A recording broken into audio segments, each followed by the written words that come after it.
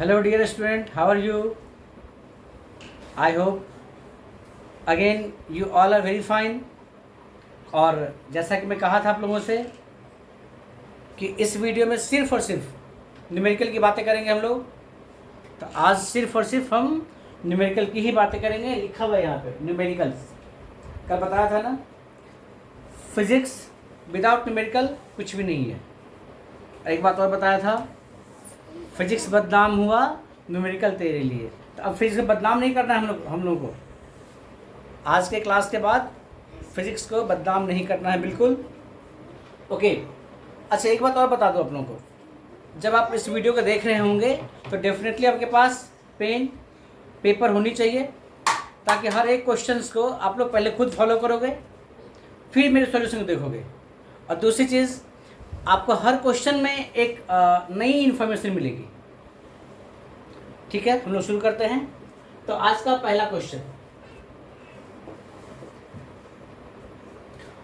Suppose करो एक electron यहाँ पे है और एक प्रोटॉन यहाँ पे है, दोनों के बीच का डिस्टेंस हम मान लेते हैं r।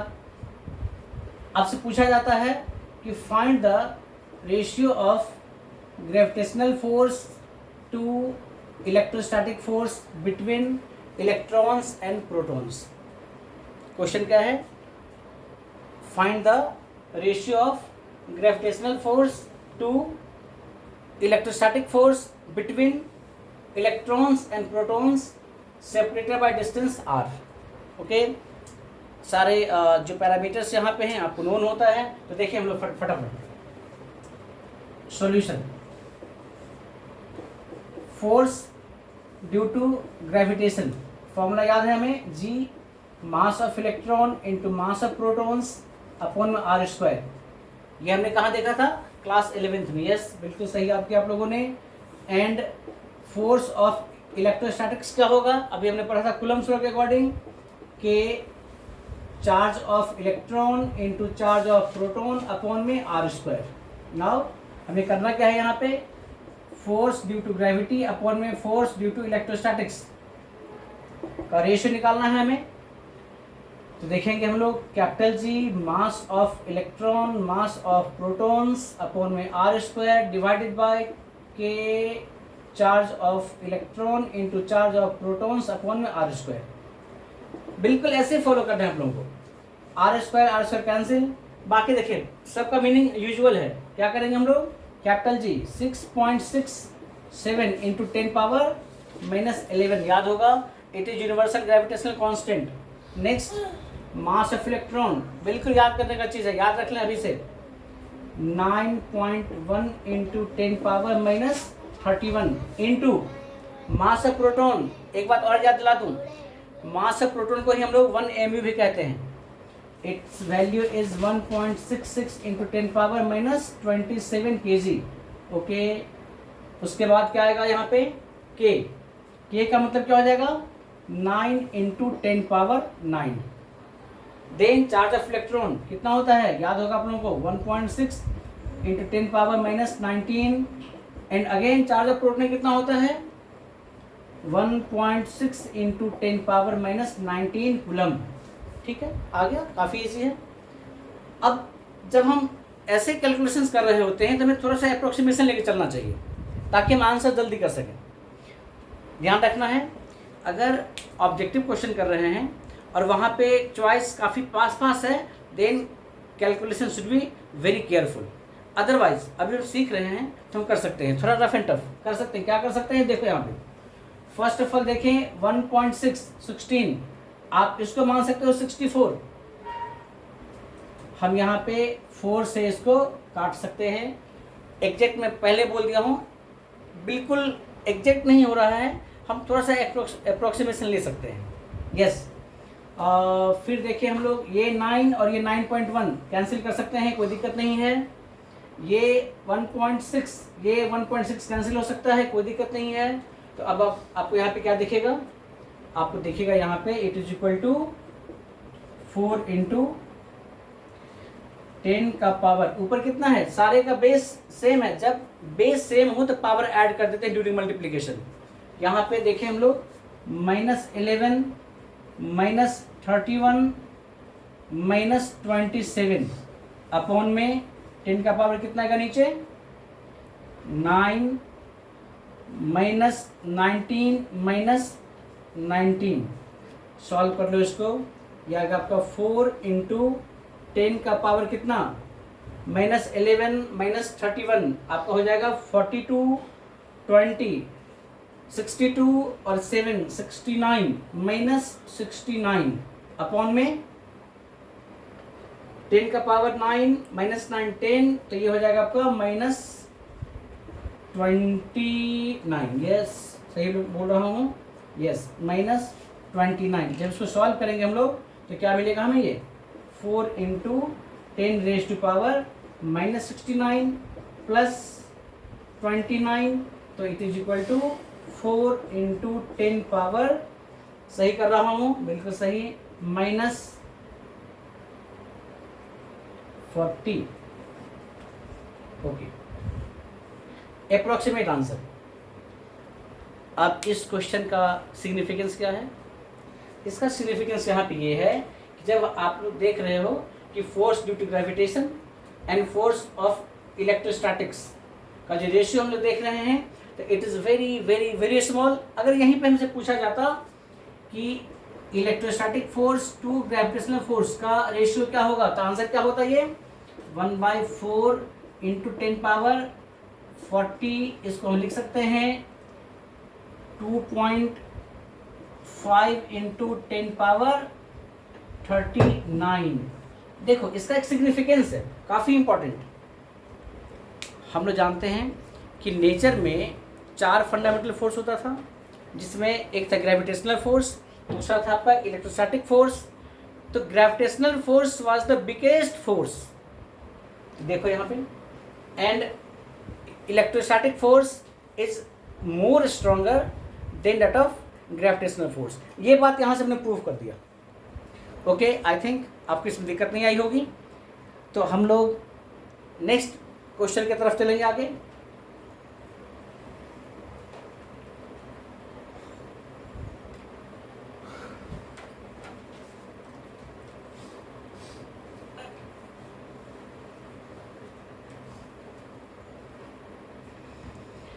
नेक्स्ट क्वेश्चन में देखें हम लोग क्वेश्चन नंबर 2 की बात करते हैं। इस क्वेश्चन को देखो लैंग्वेज में नहीं लिख पा रहा हूँ, क्वेश्चन को बोल दे रहा हूँ, आप लोग समझ जाओगे। क्वेश्चन में कहा गया है कि एक पॉइंट से हमने L लेंथ के 2 थ्रेड से 2 बॉल सस्पेंड किए हैं और दोनों बॉल पे चार्ज Q है और मास M है।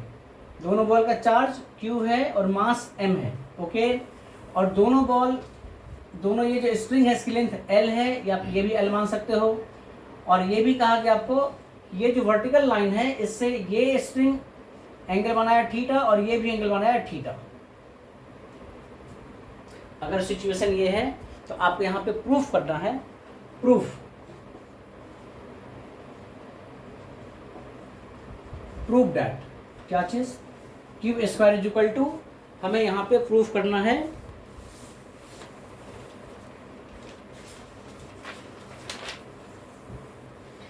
Q² 4mgl², 4mgl² sine square theta into tan theta into 4 pi epsilon naught. ये हमें यहाँ पे प्रूफ करना है। How can we proof this fact? Okay देखिए काफ़ी इजी, बहुत बढ़िया। इस क्वेश्चन में आपको Q² निकालना है किसके टर्म में? mgl mass of 2 body, L length of string, G पता है हम लोगों को, और यहाँ पे 4 पाई एप्सिलॉन नोट, ये तो कॉमन चीज़ें हैं, पता है आपको। चलो सबसे पहला काम हमने मान लिया कि दोनों, एक बॉडी A है यहाँ पे, दूसरी बॉडी B है यहाँ पे, इसके बीच का डिस्टेंस हमने यहाँ पे मान लिया, ये भी R और ये भी R, ये क्या हो जाएगा आपका 2R। सबसे पहला काम हमने क्या किया, दोनों बॉडी के बीच का सेपरेशन मान लिया 2r. Okay, very easy. Next, अब यहाँ पे देखोगे आप, ये जो कंडीशन ऑफ इक्विलिब्रियम है, कंडीशन ऑफ इक्विलिब्रियम का मतलब क्या होता है कि बॉडी रेस्ट में है और वहाँ पे नेट फोर्स 0 है.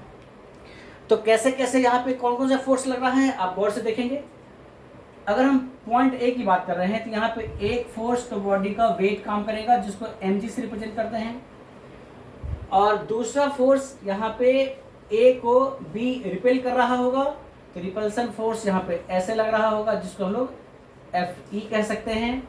और Fe की वैल्यू यहाँ पे क्या होना चाहिए, बहुत ही simple, K Q square, because दोनों का चार्ज सेम है, इसका भी चार्ज Q इसका भी चार्ज Q, अपॉन में डिस्टेंस 2r, ये हो जाएगा 2r का स्क्वायर, तो लिख सकते हैं 4r स्क्वायर. मुझे लगता है यहाँ तक कोई दिक्कत नहीं होगी आपको. उसके बाद यहाँ पे टेंशन लगेगा स्ट्रिंग में T, और ये टेंशन का कंपोनेंट दोनों फोर्स को बैलेंस कर रहा है. ध्यान से देखना इस चीज़ को. इस टेंशन का एक कंपोनेंट ये लगेगा और एक कंपोनेंट ये लग रहा होगा. अगर ये एंगल थीटा तो यहाँ पे ये एंगल भी थीटा, जिसको कहते हैं अल्टरनेट एंगल. हम लोग क्या बोलेंगे इसको, alternate angle theta.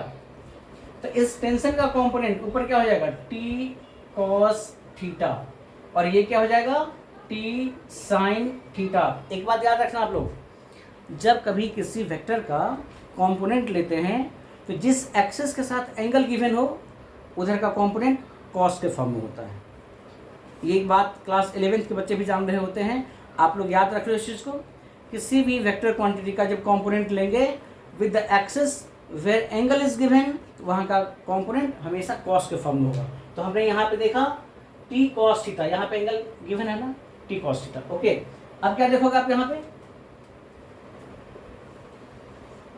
P sine theta किसको बैलेंस कर रहा है, इलेक्ट्रोस्टैटिक फोर्स को. तो क्या लिख सकते हैं यहाँ पे, के क्यू स्क्वायर अपॉन में 4r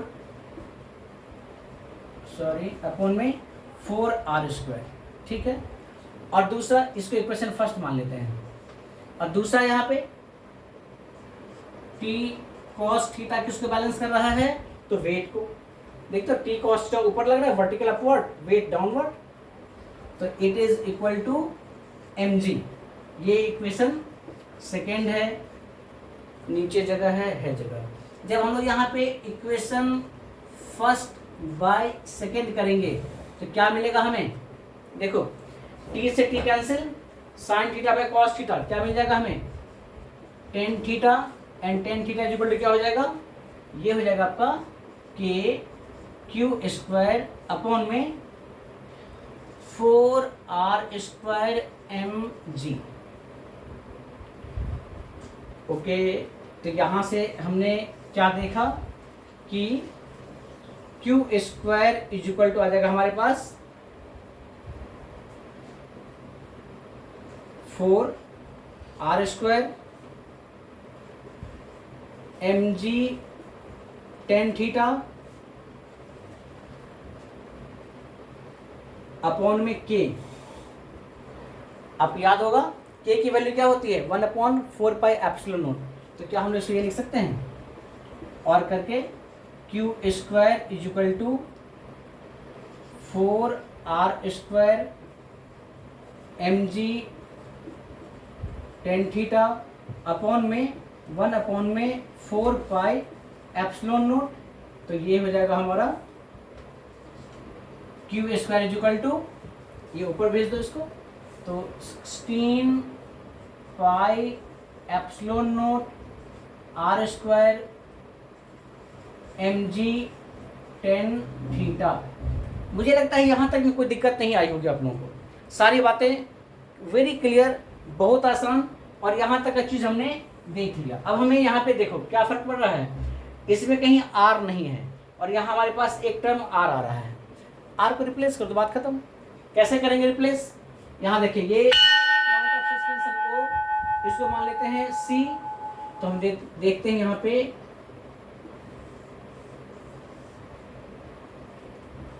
इन ट्राइंगल OCB आपने देखो ट्राइंगल ओ सी बी को गौर से देखना, यहाँ से अगर हम देखना चाहें तो sine theta is equal to क्या मिलेगा हमें, sine theta is equal to perpendicular by hypotenuse, it should be R by L. जानते हैं हम लोग साइन थीटा का मतलब होता है परपेंडिकुलर अपॉन हाइपोटेन्यूस। ट्राइंगल में लिख दिया हूँ ओ सी बी, गौर से देखेंगे आपको यही मिलेगा यहाँ पे। तो यहाँ से मैं क्या दिख रहा है, R is equal to L sine theta.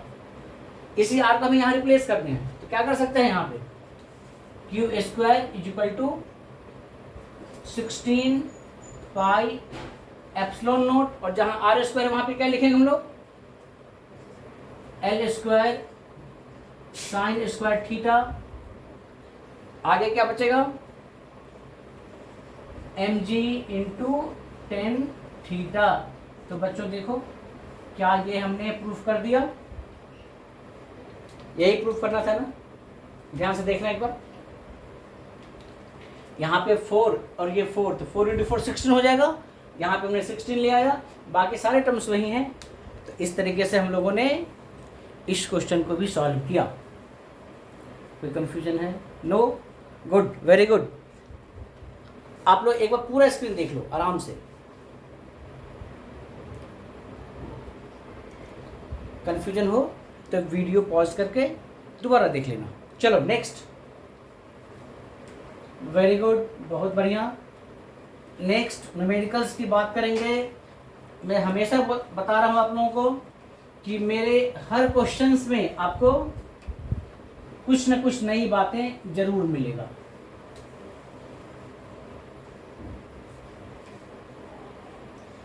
Next question आपको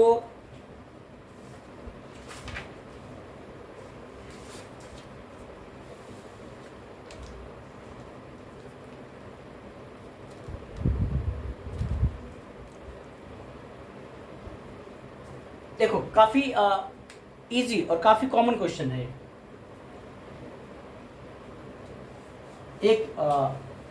ये सिंपल पेंडुलम मान लो, ये बॉब है, इसका मास m है और चार्ज q है।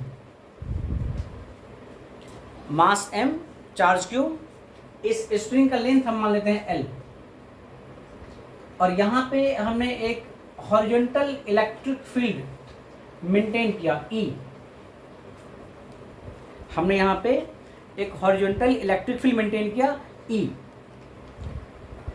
तो सिचुएशन क्या होना चाहिए, ये जो बॉब है यहाँ पे, ये बॉब अपने पोजीशन से थोड़ा सा ऐसे शिफ्ट हो जाएगा। क्यों शिफ्ट हो जाएगा, बिकॉज इस बॉब पे एक फोर्स लग रहा होगा F is equal to Q E. Okay, अब आपसे क्या पूछा जाता है,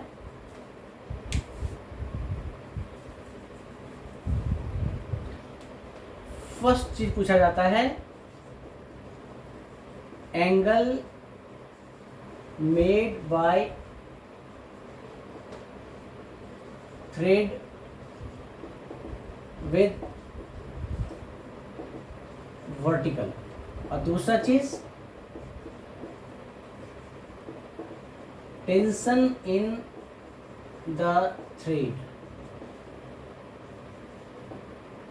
ये दो चीज हमें निकालना है। इसी क्वेश्चन को कई जगह कुछ डाटा पुट कर देगा कि मास इतना है, चार्ज इतना है, फील्ड इतना है, फिर कैसे करना है, कॉन्सेप्ट यहाँ से सीख लें, वहाँ पुट कर देना, आ जाएगा आंसर। Very simple. देखो कैसे करना है। हम पहला कॉन्सेप्ट यहाँ पे क्या काम कर रहा है कि जब इलेक्ट्रिक फील्ड में कोई चार्ज बॉडी है तो इलेक्ट्रिक फील्ड उस पर फोर्स लगाता है। याद है ना लास्ट क्लास का video, physical significance of electric field, yes, F is equal to Q E. तो ये बॉडी यहाँ से शिफ्ट कर जाएगा, अलोंग द फील्ड शिफ्ट कर दिया, और now this is the condition of equilibrium. ये थीटा एंगल है, it is condition of equilibrium. Equilibrium का मतलब मैं फिर से बता रहा हूँ, जब net force on the body zero हो। यस, अब देखो कैसे कैसे यहाँ पे होगा इक्विलिब्रियम का मेंटेनेंस। नीचे इसका वेट काम करेगा mg, कोई दिक्कत नहीं। राइट साइड में फोर्स काम करेगा QE, ये FE is equal to QE। String में टेंशन होगा T, और इसी टेंशन का कंपोनेंट दोनों फोर्स को बैलेंस कर रहा होगा। कैसे कैसे? वर्टिकल कंपोनेंट ऑफ टेंशन यहाँ हो जाएगा आपका, अगर ये एंगल थीटा तो ये भी अल्टरनेट एंगल थीटा, ये हो जाएगा आपका टी कॉस थीटा, और ये क्या हो जाएगा टी साइन थीटा। हो गया 80% क्वेश्चन सॉल्व। अब यहाँ देखो, हम बात कर रहे हैं सॉल्यूशन का, तो एट इक्विलिब्रियम क्या लिखेंगे? टी साइन थीटा किसको बैलेंस किया? क्यू ई को। ठीक है, first equation. T cos theta किसको बैलेंस किया? वर्टिकल फोर्स एम जी को। Equation second. आगे क्या करना है? ठीक है, हम लोग यहाँ पे equation first by second, equation first by second, यहाँ पे काफी जगह है, मैं नीचे करता हूँ पहले। इक्वेशन फर्स्ट बाय सेकेंड क्या मिलेगा हमें? देखो, टी से T cancel, sine theta by cos theta is equal to मिल जाएगा हमें tan theta. Tan theta is equal to Q E by M G, Q E by M G. ठीक है, वैल्यू पुट कर देंगे, तो यहां से थीटा क्या मिलेगा हमें? Tan inverse Q E upon में एम जी।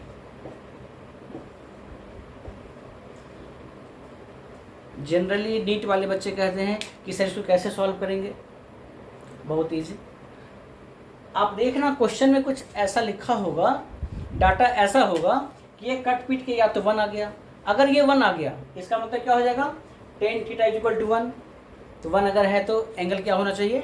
टेन 45 डिग्री 1 के बराबर होता है, तो थीटा वहाँ पे क्या हो जाएगा? 45 डिग्री, या ऐसा कुछ दे रखा होगा। अगर मान लो नहीं दे रखा है, आप आंसर इस फॉर्म ले आइए, और यही आंसर आपका ऑप्शन में भी होगा अगर ऑब्जेक्टिव क्वेश्चन है तो। ओके, बाकी हम यहाँ पे सिर्फ अभी कॉन्सेप्ट सीख रहे हैं, डाटा पुट करके भी क्वेश्चंस आते हैं, जरूर कर लोगे आप लोग। दिक्कत हो मुझे भेज देना कमेंट में, मैं उसका सॉल्यूशन फिर भेज दूंगा आप लोगों को। ओके, नेक्स्ट, जब हमने टेंशन निकाल लिया, अब थीटा की वैल्यू किसी भी एक इक्वेशन में पुट कर दो। मान लो फ्रॉम इक्वेशन फर्स्ट क्या जानते हैं हम लोग? T sine theta is equal to Q E, so T is equal to क्या हो जाएगा? Q E by sine theta. बात खत्म, निकाल लेंगे। अगर आप लोगों को इसकी प्रैक्टिस और करनी है, मैं इसी क्वेश्चन का न्यूमेरिकल डाटा आपको दे देता हूँ, आप खुद से प्रैक्टिस कर लोगे। न्यूमेरिकल डाटा इसका क्या है? 1 मिनट। मास 4 माइक्रोग्राम, चार्ज 2 नैनो कूलम। ध्यान रखना, इस क्वेश्चन का न्यूमेरिकल वैल्यू क्या हो सकता है और तब आंसर क्या आएगा उसकी बात कर रहा हूँ। Mass of the body m कितना था? Mass of the body 4 microgram, it is 4 microgram. ठीक है, दूसरा है बॉडी का चार्ज कितना दे रखा है? 2 इंटू 10 पावर -9 कूलम। और क्या दे रखा है इसमें? Length of string L is equal to 50 centimetre. और क्या दे रखा है? इलेक्ट्रिक फील्ड जो यहाँ दे रखा है, इलेक्ट्रिक फील्ड जो दे रखा है वो है आपका 2000 न्यूटन पर कूलम। अब ये डाटा मैं आपको दे दिया हूँ इस क्वेश्चन में, ये डाटा यहाँ पे पुट करें और then find out the answer of angle and tension. Answer बोल दूं? ठीक है, इसका आंसर है theta is equal to 45 degree, और टेंशन की वैल्यू कितनी है? यहाँ पे टेंशन की वैल्यू है 5.64। 5.64 into 10 raise to power -5 newton. तो डियर स्टूडेंट, अगर ये कॉन्सेप्ट समझ में आया तो मैं डाटा यहाँ दे दिया हूँ, इस क्वेश्चन को खुद सॉल्व करके देखें, आई होप डेफिनेटली बना लोगे। ओके, अब हम बात करते हैं नेक्स्ट क्वेश्चन के लिए। So be ready for the next concept of the question.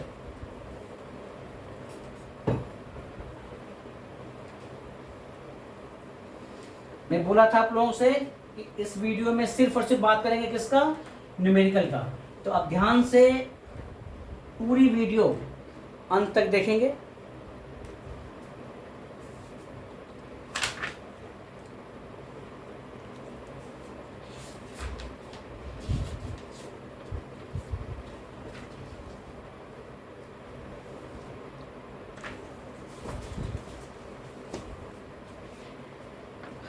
काफी बढ़िया क्वेश्चन, वेरी पॉपुलर क्वेश्चन। देखो यहाँ पे नेक्स्ट क्वेश्चन की बात करें हम लोग।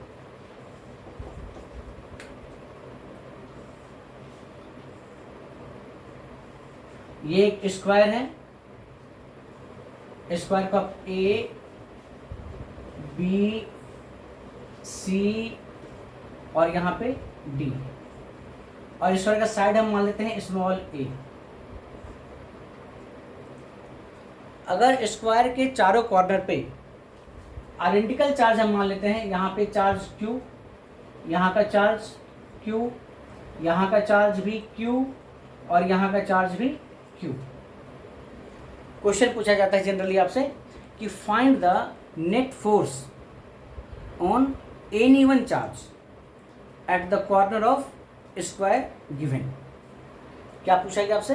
Find net force on any one charge. ठीक है, हम मान लेते हैं कि हमें नेट फोर्स निकालना है पॉइंट सी पे। मैं लिख देता हूं यहाँ पे, find net force on any one charge, any one charge at the corner of square as shown in figure।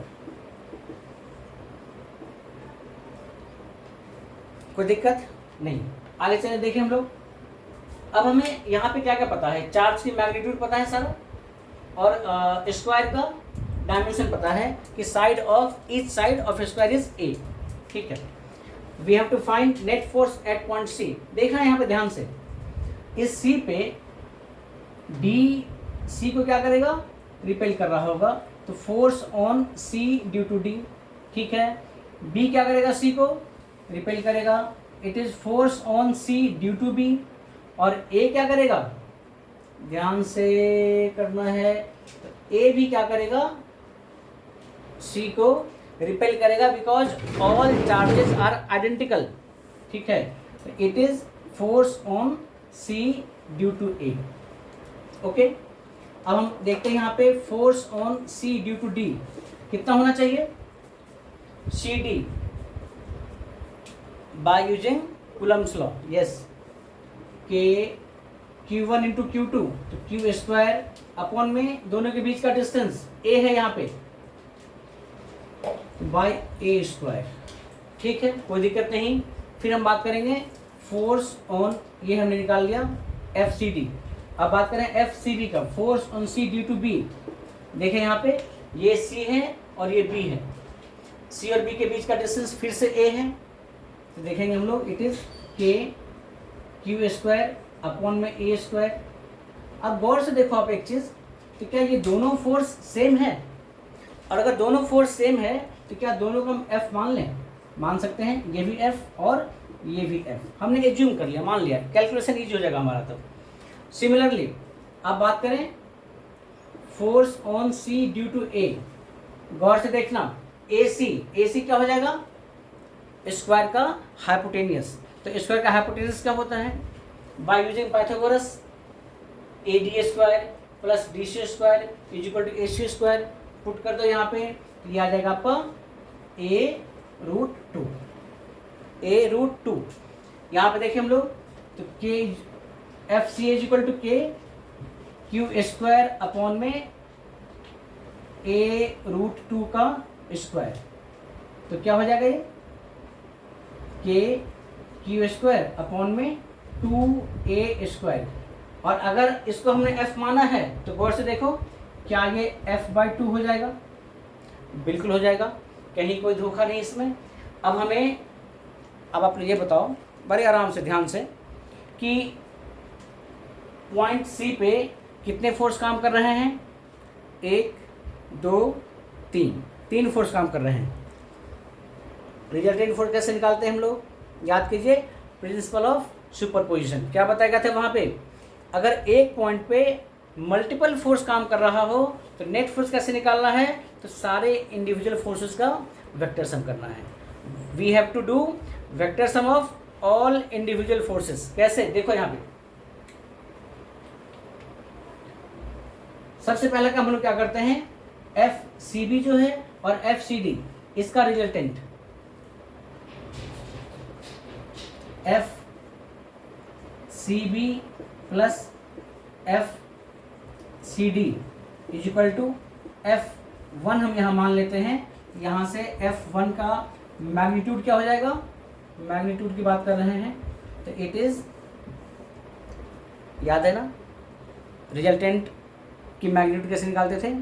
a² plus b² plus 2ab cos theta whole under root. बिल्कुल वही बात यहाँ पे करना है हमें। तो FCB मतलब f² प्लस FCD मतलब अगेन f² प्लस 2ab होता था ना, तो 2ab का मतलब यहाँ पे फिर से f इंटू एफ, और इन दोनों फोर्स के बीच का एंगल क्या है? 90 डिग्री। यस, तो यहाँ पे cos 90 डिग्री। आप जानते हो cos 90 0 होता है, तो cos 90 0, तो ये क्या हो जाएगा? f² plus f² under root, तो it is equal to f√2। ये तो एक बात हो गई। दूसरी चीज़, अगर दो वेक्टर सेम मैग्नीट्यूड का हो तो उसका जो रिजल्टेंट होता है वो ठीक उसके मिडिल से पास करता है। कहने का मेरा मतलब क्या है कि इन दोनों वेक्टर का जो रिजल्टेंट होगा वो भी बिल्कुल इसी लाइन पे आएगा, f√2। आप क्या देख रहे हैं आप लोग कि f√2 और FCA क्या दोनों एक डायरेक्शन में है? इट मीन दोनों के बीच एंगल 0 डिग्री है। जब दो वेक्टर के बीच एंगल 0 डिग्री हो तो रिजल्टेंट दोनों का ऐड कर दो, सिंपल। तो यहां से हम क्या देखेंगे? Now net force F is equal to क्या होना चाहिए? f√2 plus FCA। तो f√2 प्लस FCA, आप देखा था भी FCA की वैल्यू कितना होता है? f/2। It is f/2। यहाँ पे f कॉमन ले लो और क्या हो जाएगा? √2 प्लस 1/2। तो यहाँ पे f कॉमन ले लिया हमने और एलसीएम कर लो, ये हो जाएगा 2, तो ऊपर क्या हो जाएगा? 2√2 प्लस 1। तो यहाँ से f resultant is equal to 2√2 plus 1/2 times of f का मतलब क्या होता था? के क्यू² अपॉन में a²। ये हो जाएगा आपका रिजल्टेंट फोर्स। क्या बच्चों बताओ, एनी डाउट, कहीं पे प्रॉब्लम? मुझे तो लगता है प्रॉब्लम नहीं होना चाहिए आप लोगों को, नहीं है ना? ओके, बहुत बढ़िया। देखो, ऐसे क्वेश्चन जब कभी करने हो ना तो पहले उसको हम लोग कभी पूरी चीज़ खोलना नहीं चाहिए, एक सिंबल बना लो। अगर कॉमन चीज़ें आ रही हैं तो और उसको लेके आगे बढ़ें, बाद में लास्ट को ओपन कर दें। हमने यहाँ पे f मान लिया ना, अगर ये पूरे टर्म्स आप लेके चलते शुरू से तो काफ़ी लेंथी हो जाता। हमें दिख रहा था कि ये f बराबर दिख रहा है, f/2 हो जाएगा, फिर सॉल्व कर दिया तो आगे आंसर फटाफट। Okay, hello, next.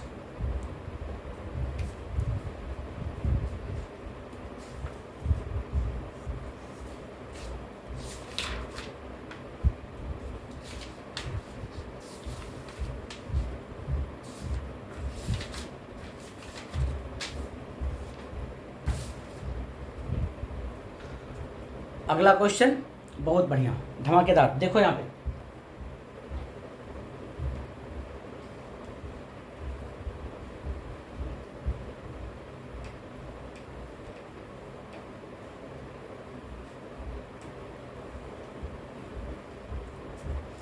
देखो, आज जो क्वेश्चन दिया हो ना, नीट, जेई, सीबीएसई, तो हो ही जाएगा इसमें। खैर एडवांस का क्वेश्चन आज नहीं दिया हो, अगले क्लास में सिर्फ एडवांस, वादा।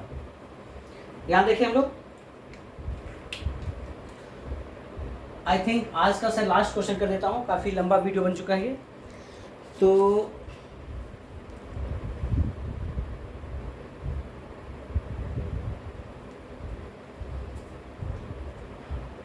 यहाँ पे हमने एक लिया एक्स एक्सिस, ये क्या है, एक्स एक्सिस, ये आपका x इज इक्वल टू 1, यहाँ पे x इज इक्वल टू 2, यहाँ पे x इज इक्वल टू 3, यहाँ पे 4, यहाँ पे 5 एंड सो ऑन।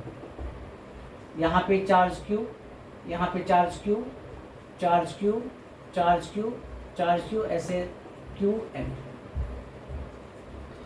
हमने एक्स एक्सिस के लॉन्ग इक्वल डिस्टेंस पे चार्ज क्यू को अरेंज कर दिया कंटिन्यू एन टाइम्स।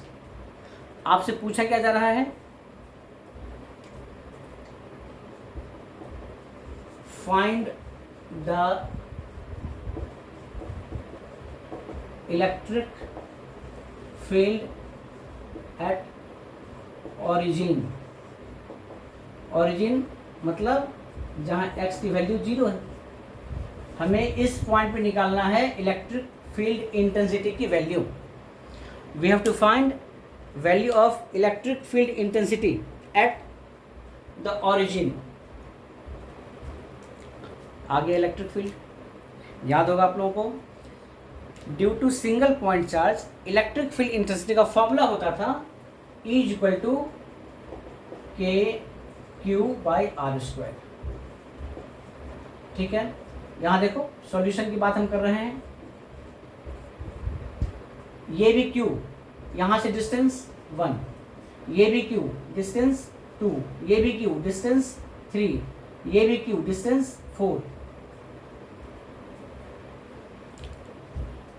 सारे चार्ज के कारण से ये Q Q Q, जो electric field intensity at origin होगा वो एक ही डायरेक्शन में होगा ना, बिकॉज यहाँ पे क्या माना गया, यूनिट पॉजिटिव चार्ज। हमें जहाँ कहीं इलेक्ट्रिक फील्ड निकाला वहाँ पे क्या मानते हैं, यूनिट पॉजिटिव चार्ज। ये भी Q रिपेल करेगा, ये भी Q रिपेल करेगा, ये भी Q रिपेल करेगा, ये भी Q रिपेल करेगा। कहने का मतलब सारे इंडिविजुअल चार्ज के कारण से जो इलेक्ट्रिक फील्ड होगा वो एक ही डायरेक्शन में होगा। तो क्या नेट फील्ड सारे इलेक्ट्रिक फील्ड का वेक्टर सम हो जाएगा, और जब सारे इलेक्ट्रिक फील्ड एक ही डायरेक्शन में हैं तो सबको हम अलजेब्रिकली ऐड कर सकते हैं। ओके, तो क्या यहाँ पे net electric field is equal to E1 plus E2 plus E3 plus plus plus En हो सकता है, बिल्कुल हो सकता है। यहाँ पे E1 कितना है, के क्यू अपॉन में 1 का स्क्वायर। E2 कितना है, के क्यू अपॉन में 2 का स्क्वायर। ये हो गया आपका के क्यू बाई 1, के क्यू बाई 4। E3 क्या होगा, के क्यू बाई 3 का स्क्वायर, तो के क्यू बाई 9। E4 क्या होगा, के क्यू बाई 4 का square, it means K Q by 16 and so on. सबको ऐड करना है हमें, कोई बात नहीं। Net electric field is equal to, अब देखिए देखो इसमें हम लोग के और क्यू सब में कॉमन ले सकते हैं क्या, सबको ऐड करना है हमें, सिंपल। सारे इलेक्ट्रिक फील्ड एक ही डायरेक्शन में हैं तो नेट इलेक्ट्रिक फील्ड सबको अलजेब्रिक ऐड कर दो, because in same direction. Okay, यहाँ पे हम लोग के और क्यू कॉमन ले सकते हैं, तो क्या आएगा हमारे पास फिर 1/1 प्लस 1/4 प्लस 1/2 क्या आएगा 9,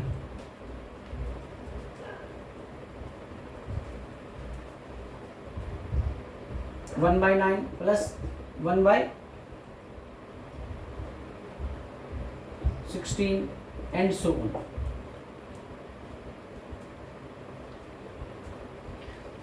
अब क्या करेंगे, अब यहां से हम लोग इसको, अच्छा सुनो, कुछ होमवर्क दे दूं आपको। एक होमवर्क यहाँ मैं 2 केस कर देता हूँ, काफ़ी इजी, बहुत आसान, कुछ थोड़ा शरारत करने का मेरा मन कर रहा है। यहाँ से अगर ये है तो इन सब का एडिशन कैसे निकालेंगे, क्या ये कोई प्रोग्रेशन है? थोड़ा मैं हिंट दे रहा हूँ, AP, GP, HP कैसे कर सकते हैं, थोड़ा ट्राई करो खुद से, अगले वीडियो में इसका आंसर दूंगा। नेक्स्ट, इसमें एक देखो, एक और कहानी, इस क्वेश्चन में एक और ट्विस्ट क्या आता है, जैसे ये 1 2 3 दे दिया ना, अगर क्वेश्चन में सिर्फ ये हो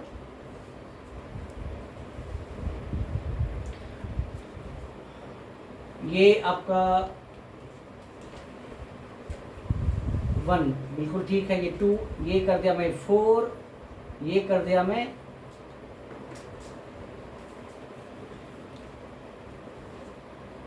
8, ये कर दिया 16। अब क्या होगा, यहाँ तक तो इस क्वेश्चन को मैं लगा दिया लाइन, ये आपके लिए है होमवर्क, सॉल्यूशन अगले वीडियो में। ओके नेक्स्ट, क्योंकि ऐसे कई सारे क्वेश्चंस एक साथ होते हैं तो मैं एक हिंट आपको दे देता हूँ, बाकी कुछ थोड़ा कोशिश कर सकते हो आप लोग। अब यहाँ देखें हम लोग, अब यहाँ पे E1 बिल्कुल ठीक, E2 बिल्कुल ठीक, E3 की जगह क्या आएगा हमारे पास 4 का स्क्वायर, ये क्या हो जाएगा 16, 4 की जगह पे क्या आएगा ये 8 का स्क्वायर, यहाँ पे क्या आ जाएगा 64। अब क्या करेंगे हम लोग, ये है आपका सेकेंड पार्ट के लिए सॉल्यूशन। देखो यहाँ पे E total is equal to, अब वंस अगेन हम लोग K और Q कॉमन ले सकते हैं, K Q कॉमन ले सकते हैं। ये क्वेश्चन क्यों छोड़ रहा हूँ, जे मेंस वाले तो सोच रहे हैं सर ये तो क्यों बेकार में छोड़ दे, कर लूँगा।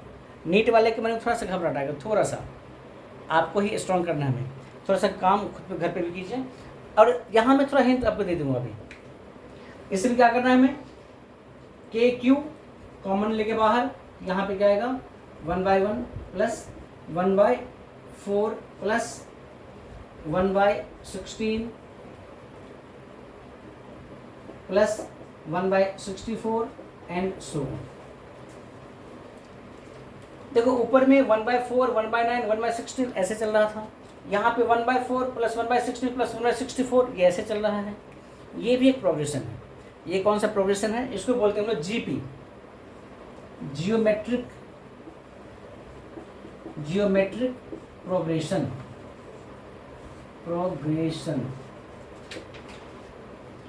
और जियोमेट्रिक प्रोग्रेशन में अगर n टाइम्स तक टर्म चलता हो, कुछ बातें समझ लो,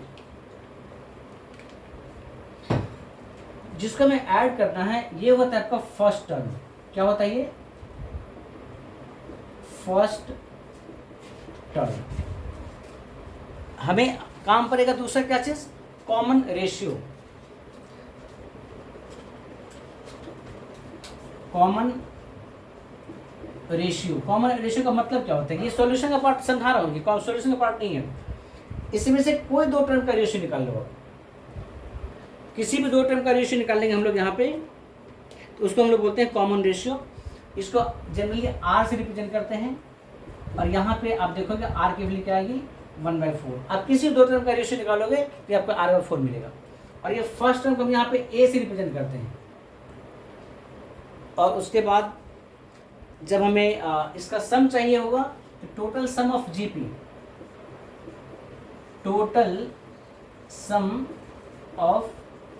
GP, is equal to S, is equal to, formula क्या होता है याद रखना है हमें,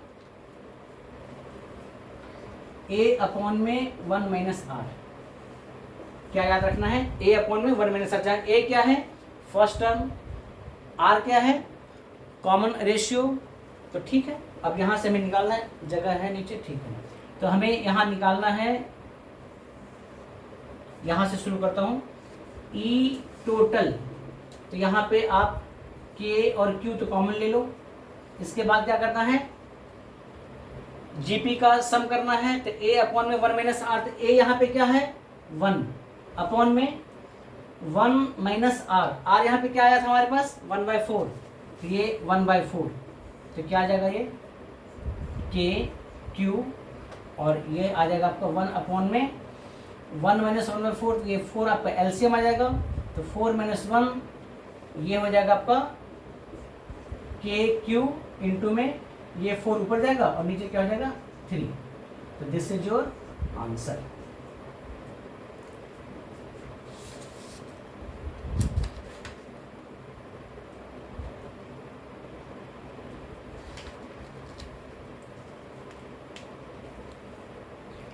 अब आया समझ में?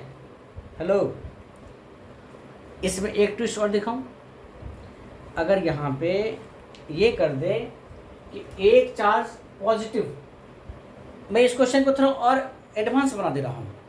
कैसे कर सकते हैं, एक चार्ज पॉजिटिव, ये चार्ज नेगेटिव, फिर ये पॉजिटिव, फिर ये नेगेटिव, फिर ये पॉजिटिव, फिर ये नेगेटिव, फिर पॉजिटिव, फिर नेगेटिव, तब क्या होगा नेट इलेक्ट्रिक फील्ड। अब क्या करेंगे, अब क्या करेंगे, plus minus plus minus plus minus. घबराओ नहीं, आज काफ़ी चीज़ें हो गई, थक गए हो, बस यहीं पे ऐसे ऐसे कोई, अभी तो जस्ट शुरुआत है ये। No physics without numerical. अगले क्लास में फिर बेहतरीन क्वेश्चन के साथ आपके सामने आपका physics teacher R K. Jha. Last में like, subscribe and share, so that आप भी फायदे में रहें और आपके फ्रेंड भी फायदे में रहें। ओके, धन्यवाद, थैंक यू।